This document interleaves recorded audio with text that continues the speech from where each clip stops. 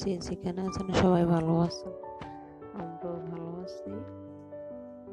এই তো প্রতিদিনকার মতন আজকে আর একটা ভিডিও নিয়ে হাজির হলাম।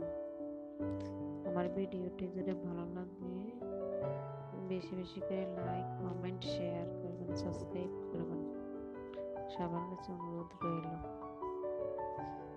এই তো গ্রামীণ পরিবেশে আমরা একটু রান্না বান্না করতেছি, যেরকম আমরা খাই কি। আর আমি গ্রামীণ পরিবেশে তো মানে আমরা মাটির চুলায় রান্না বান্না করি, লাকড়ি দিয়ে রান্না করি, এইটুকুই। আর আমি তো সব বুঝাইতে ঠিক মতন পারছি না, কারণ গ্রামের পরিবেশ তো একটু এলোমেলো, সেটা একটু দেখে কিছু মনে করবেন না। আমার ভিডিওতে যদি কোনো ভুল হয়ে থাকে, আমার কথাবার্তা কোনো ভুল হয়ে থাকে, তাহলে ক্ষমা দৃষ্টিতে দেখবেন। আমাকে কমেন্ট করে জানাবেন আমার কি করলে কি হবে।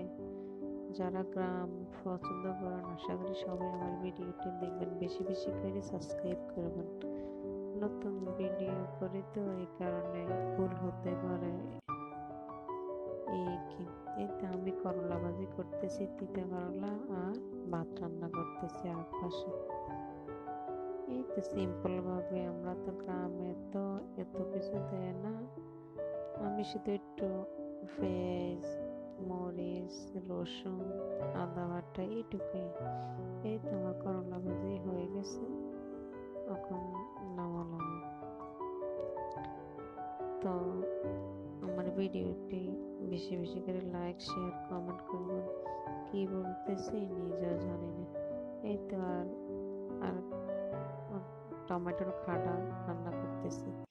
এই তো ভালো থাকবেন, সুস্থ থাকবেন। আজকের মতন এইখানে, আল্লাহ হাফেজ।